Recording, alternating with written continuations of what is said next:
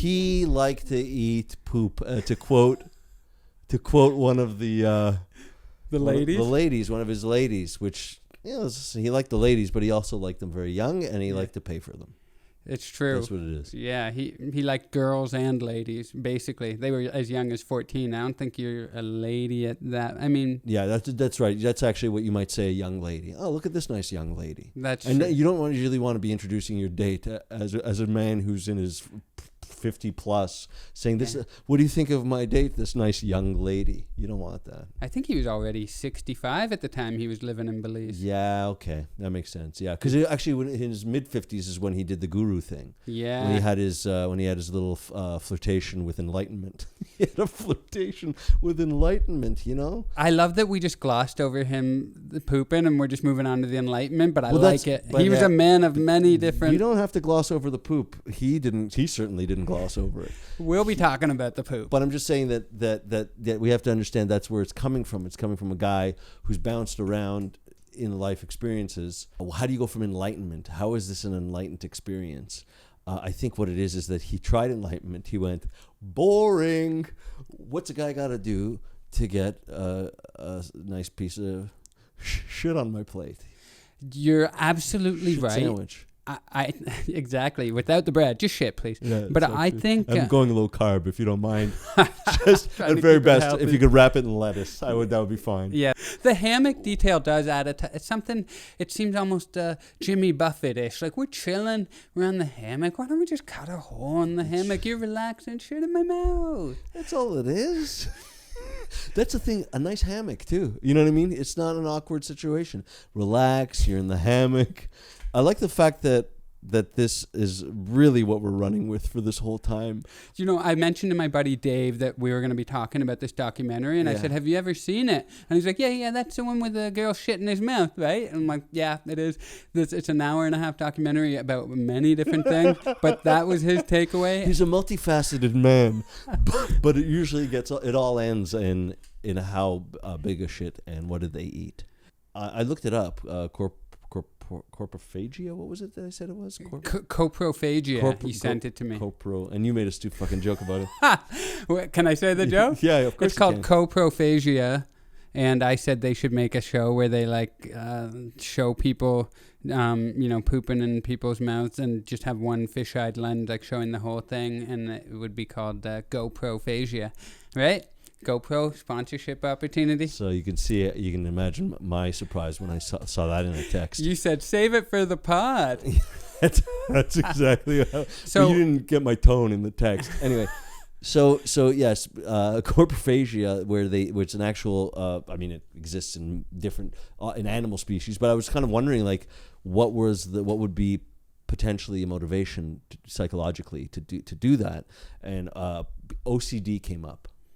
She's a bit OCD. Some people, have to run their hand under the tap 7 times or make sure the stove's not on when they leave the house, and other people just need to shit in people's mouths. Yeah, OCD takes many forms. Yeah, sometimes you, the definition of anal is what's coming out of it, not my. So how does OCD manifest itself in that act? What's the connection? I'm glad you asked. I'm in no way an expert in the field. I actually don't know. I think it's just a function of you get obsessed with something. So here's my take. I think this has to do with consumption. He's a consumer. He has a very consumer kind of mentality of always he needs something. He needs more of life. That's the thing. It's not just that he needs more money or he needs more, and I think that you get to a point where you've consumed whatever you want. He clearly loved power. He loved the idea of having a bunch of hitmen and having a bunch of a harem. And he loved being a king, and he liked to behave like a king. And kings get bored because they can do whatever they want. Mm-hmm. So sometimes a king says, I don't know what is going to, the only thing I haven't tried yet, I've consumed everything. The only thing I haven't tried is consuming something that somebody already consumed. Maybe I'll try that. Yeah. And that's my theory. I think you're right. So hopefully that'll be an IG clip. I think it will be an IG clip. As of now, we'll see how the rest of the episode goes. And I think you're right. I think The way he is with the media too. He wanted so much media attention. He was a media whore, literally. Narcissist. That was coming out. Yeah. Yeah, power, and the way he tried to take over all of Orange Walk and Belize, and he even said he had, designs on taking over the whole country. Like he was turning into a madman, and he had enough money to make these girls do whatever they wanted. And he knew that because if he gave them $800 a day, that was probably more than they were going to make in a year. Well, that's it. I mean, like he was also, see, part of being a king is you like to feel as though your loyal subjects love you. And so he gave them money and helped build their houses and like, oh, you're having difficulty paying for your education? Just eat that sandwich and get over here in about an hour and a half. Yeah. So actually, it's a very quick digestion. I don't know, mine isn't that quick. Sometimes you can. He could. I would imagine. Actually, I wonder if he ever spiced things, like so that way he could get a different kind of flavor. I didn't even think about that. If he was directing them on what to eat for the act. Yeah. I think that at some point you could become a connoisseur, right? Like it's like the first couple of times you're just gonna have whatever whiskey's available. You know what I mean? He's not digesting, is he? Huh? You think he's eating the shit? I'm not thinking necessarily, taking the but mouth. it's still exactly. You're still thinking about mouthfeel. You're thinking about like what are you looking for? Let me ask you a very personal question. I wonder actually how much of this we can actually talk about. But it could be the whole episode. Let's be real. Wonderful. I think we're doing great with it. Yeah. What were you gonna ask? I think we're handling it very intellectually, curiously, non-judgmentally. What curious minds they have. How much would it take for somebody to pay you for you to shit in their mouth? Yeah, I don't think it's that much. You're laying in a hammock. They're laying underneath. How much? No, what is it? I don't think. Here's what I'm thinking. Personally, I don't think it's taking a lot out of my schedule. Right? So first of all, there's that. Now, because of that fact, I'm now thinking, now we have to look at what the market is saying. I want to know whether, if that's what, I just want to be get my worth, my market worth, market value.